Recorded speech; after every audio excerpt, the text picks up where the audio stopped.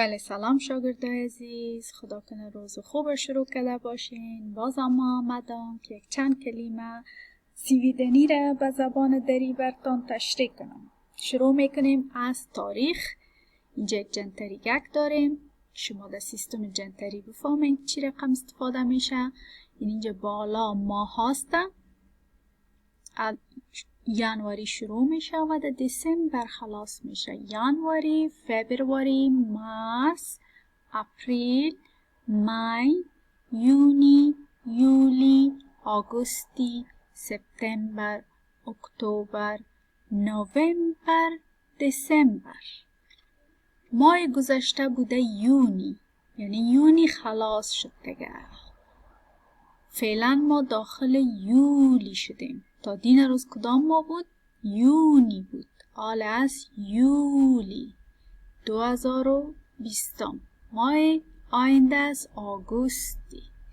اینجا روزای هفته است: مانداگ، تیسداگ، اونسداگ، توشداگ، فریداگ، لورداگ و سانداگ. درست شد؟ اینجا هفته هاست. حالا ما در کدام هفته هستیم؟ در هفته 27 هستیم. تاریخ کدام تاریخ است؟ تاریخ است اول کدام؟ فرشته یولی 2020. درست شد؟ حالا میریم سر کارخانگی خود. میبینیم چی کارخانگی ها داریم.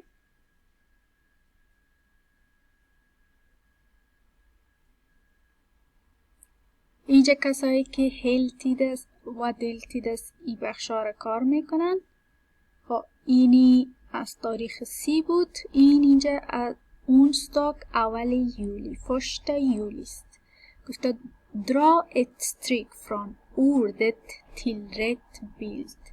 میگه که خط کش کنین از لغت صحیح به تصویر صحیح. از لغت صحیح خط کش کنین به تصویر درست.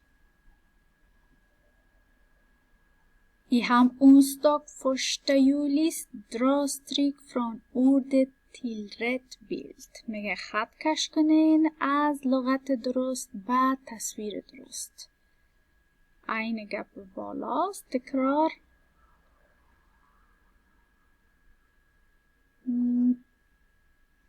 اینجا هم اونستاگ اول یولی است. مات och dryck. verb. خوردنیا و نوشیدنیا و فعلهایش. تیتا på bilden.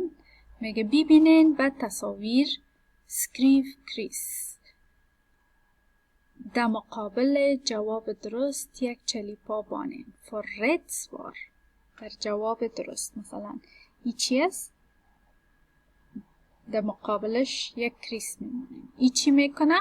میخوانین کدامش درست است؟ در مقابلش یک کریس میمونین.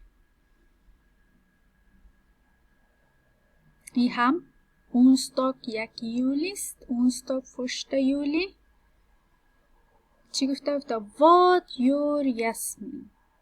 چی میکنه یاسمین؟ این تصویرهایی که در چهار طرفش است.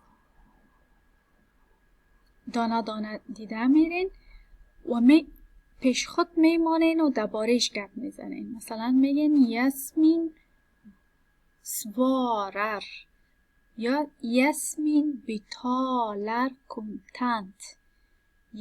یاسمین فیکر. یاسمین دریکر. یاسمین äter. اینمطور شما تشریح کردم بریم. خب از دلتید کارخانگیش هم اینجا خلاص میشه. میریم سر هلتید. کسایی که هلتید است. اونستاگ یک یولی. از اینجا شروع میکنن. سوارا på frågorna. جواب بتین به سوال ها. QR کد داره.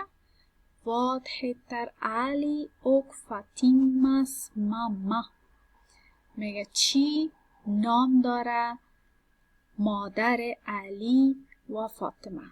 چی نام اون تکستی که بالا خواندین چی نام داره؟